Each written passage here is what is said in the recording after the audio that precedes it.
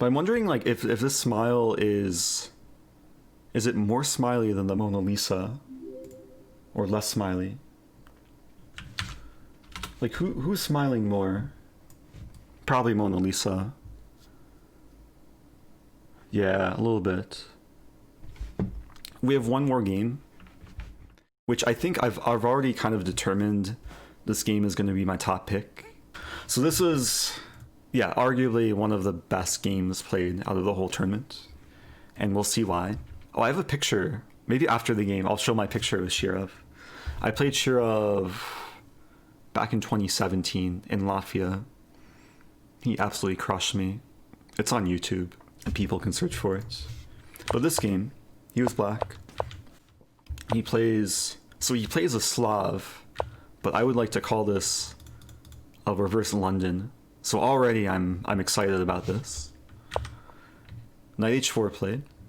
Yeah, the thing is, like, when you're playing reverse London, white has an extra tempo to do different types of things. So this is a very typical move.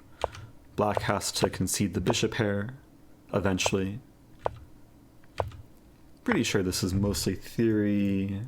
Yeah, still theory. So white gets the bishop pair. Black gets a nice kind of open h-file. Shirov being sneaky, hitting the h-pawn. White castles. Now, it's not actually so sneaky, because if you take the h-pawn, you lose b7, and that would be sad. So instead, knight d7 played. Maybe pretty soon there could be threats of taking. So white takes on d5 first. Take back with the c-pawn, unleashing the c-file, pinning the knight. King b1, following the Ben Feingold rule. Should note, this playing white is a pretty strong player. Grandmaster 2550. Likes to have extra Y's in the name. I'll admit I haven't heard of this player. Dvirnyy Danyyil. But, okay, king b1, a6. So black's still, like, pretty flexible. Black could decide to castle whichever way. But a6 is an indicator, b5 is coming. There could be some queenside attack. Okay, queen b8 getting off the c-file. So h4, and now b5. So, yeah, b5, very natural move. Controlling c4, idea to probably bring the knight to c4. So white plays a4. Now, I was looking at this earlier, and I was trying to, like, figure out the next move from black in this position. And it looks very inviting to play b4, which Shirov did not play. b4, it does attack the knight. The problem is it just closes down the queen side. And I'm sure, like, either knight a2 or knight e2, and, like, black can never open the b file. So I really like what Shirov did here. He just castles. He leaves a tension between the pawns, knowing that he'll be happy if white tries to grab the free pawn, because the open file is more valuable. And yeah, if bishop takes or queen takes, there's queen a7. If knight takes, there's still going to be more pressure, and there'd probably be full compensation for the pawn here.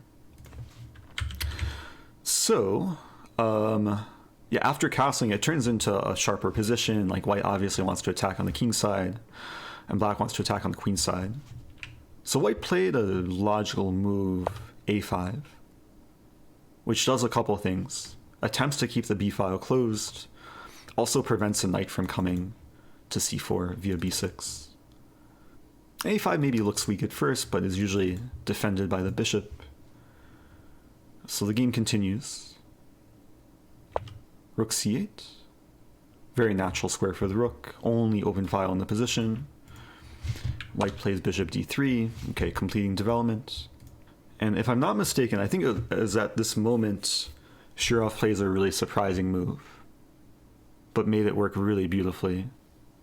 Yeah, maybe some people in the chat have seen this game. So I'll go ahead and show the move.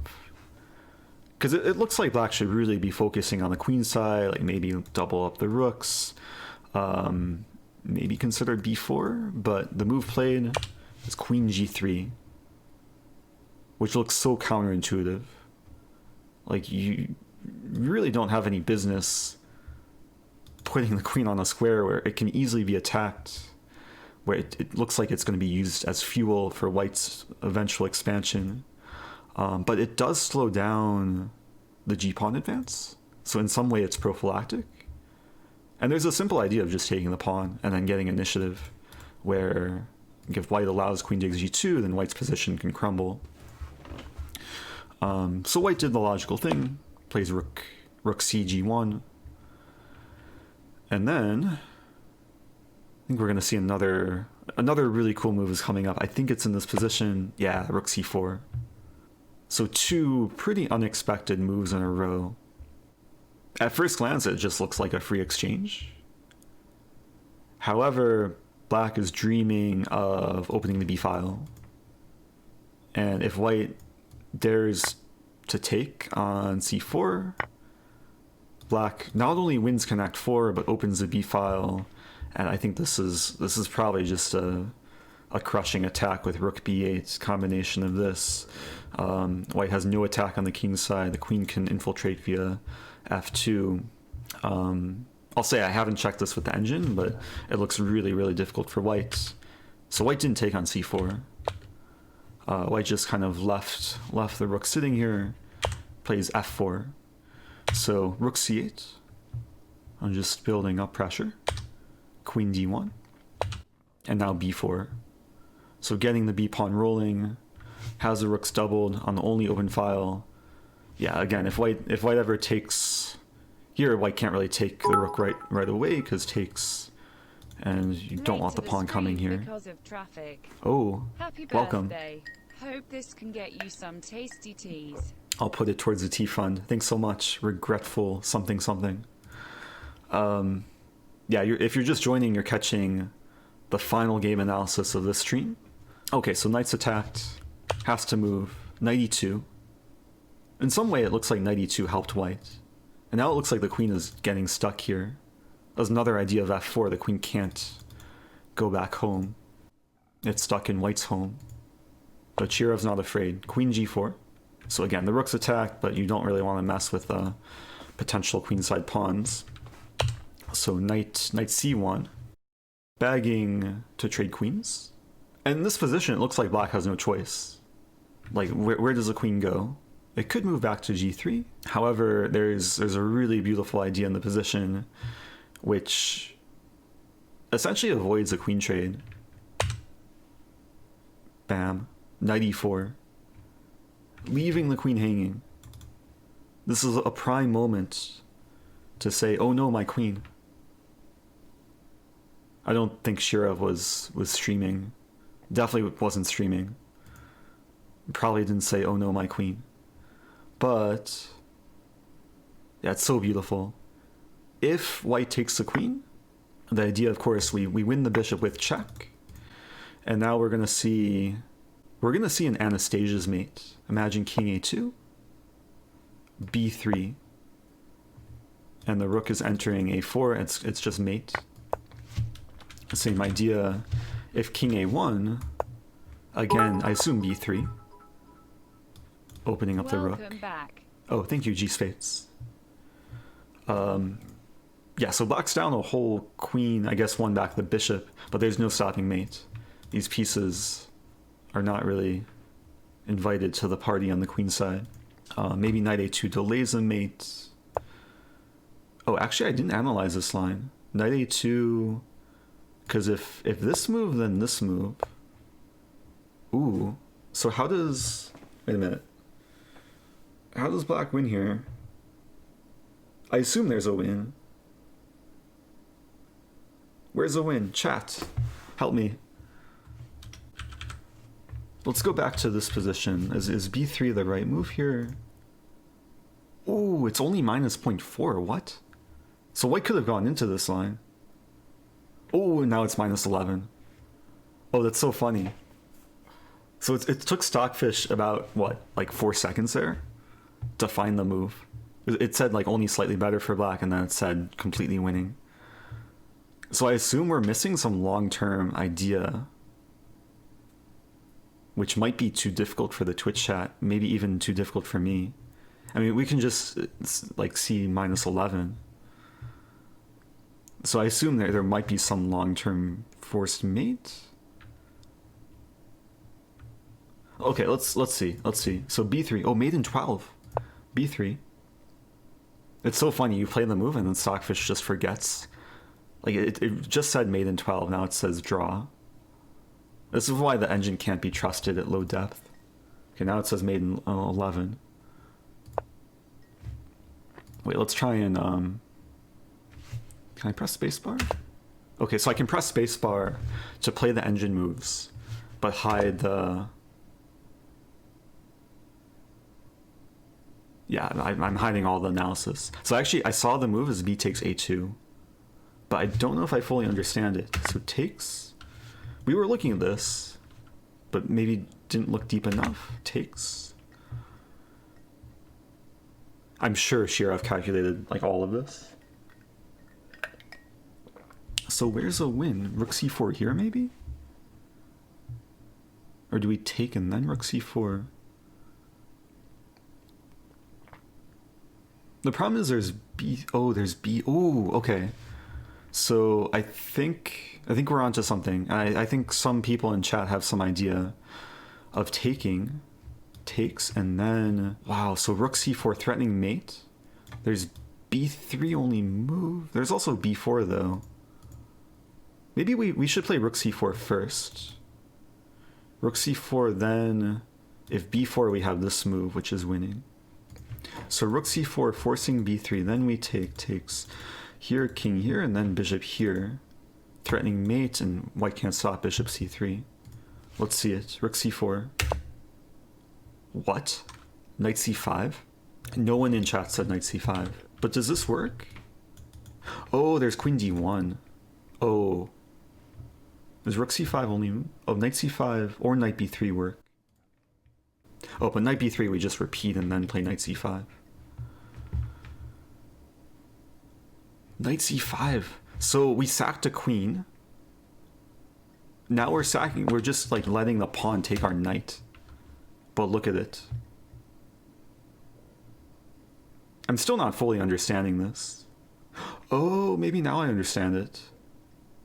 Oh, so we play knight c5 threatening mate with the idea... At first I was thinking like we want to use this diagonal, but we just want to take, and we're threatening the Anastasia's mate again. Like we saw this idea earlier in like a different game.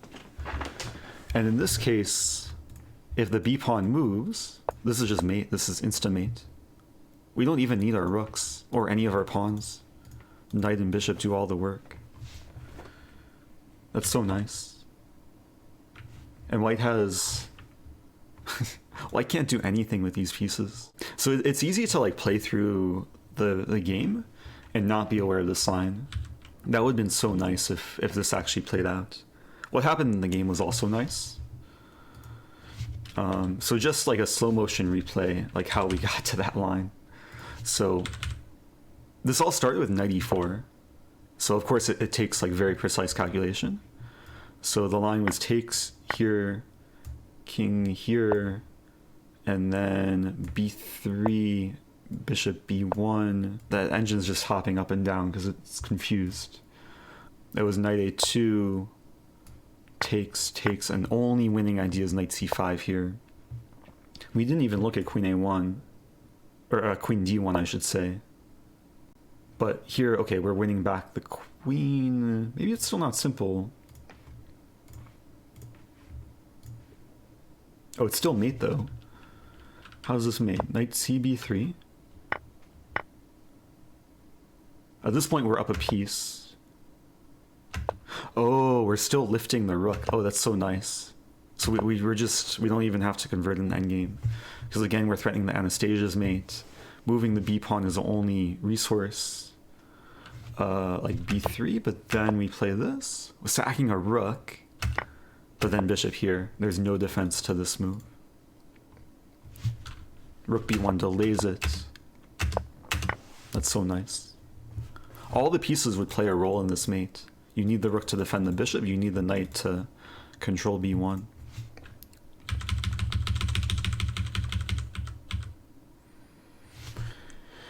Okay, so Apparently white saw all of that because he didn't take the queen. He played bishop e2, praying for repetition. Shirov saves the queen, aligns with the king, threatening nasty discoveries. White moves back. It's still not over. Knight f6 played.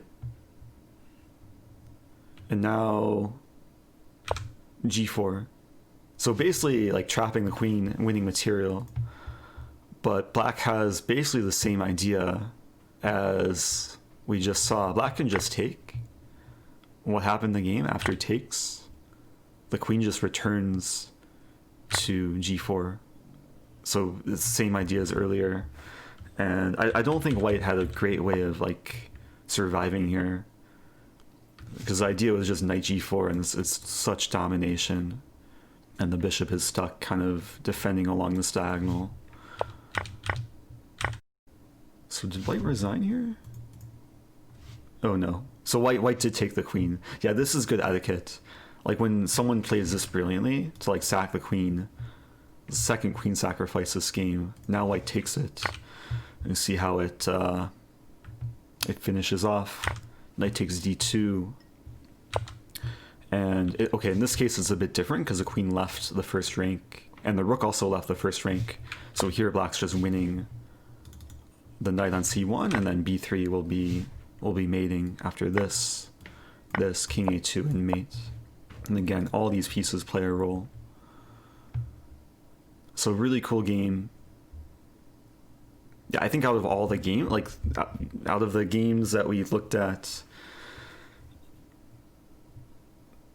this almost certainly deserves to be the top pick.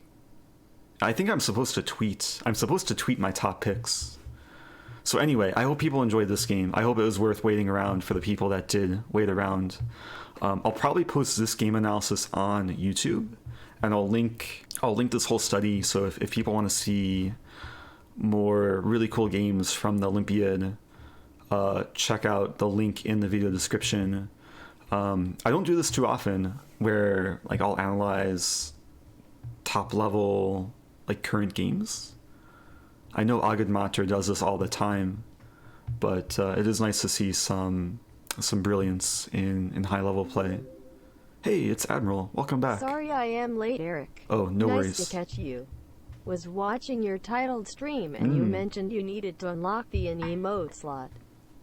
What do you need to do that? I think we did. Like after that stream, we had to hit a certain number of subscribers, and we hit like 15 or 1600. So I have a few more emotes to add. So people watching in the future on YouTube, if you want access to emotes, you can come over to Twitch, follow to get notified when I go live, and subscribe to get access to all the emotes. And I'll see you in the future. Beep, boopy bop. So the game that we played is actually on YouTube, I think. He got a winning position in like 13 moves. It was really cool. It was like a small local tournament. Shirov just showed up. And Sveshnikov too. And actually after the tournament, it was just like a rapid like morning to early afternoon. He drove me, Shirov drove me and a friend to like have dinner with a few other like local grandmasters. Yeah, here was so I was on board 1, I think after 5 rounds. Oh no, after 6. So for round 6, I was tied for first with Sveshnikov. So there's a brief moment I was ahead of Shirov, but then Sveshnikov beat me, and so did Shirov. I think I beat Mises, like a notable GM. Actually, so I played Rousis in the last round, and we drew. I had a sneaky stalemate trap against Rousis. Oh, it's so great. They don't really do this in the US, but like in Europe, they have an award ceremony where the winner just gives a speech. It was all in Russian. I think that's the main language in Latvia. And I don't really speak Russian. but it was cool. Yeah, so here's me playing Sveshnikov. This picture is more in focus. He beat me too. I played a London, but he neutralized and then he just completely outplayed me. So there's a YouTube channel, it's called Rapid Chess. So if you type into YouTube, like my name and Sveshnikov, or my name and Shirov, you can see the actual gameplay. Yeah, unfortunately, like you can't, it's just hands moving, but I was white and he was black, and eventually like he beat me.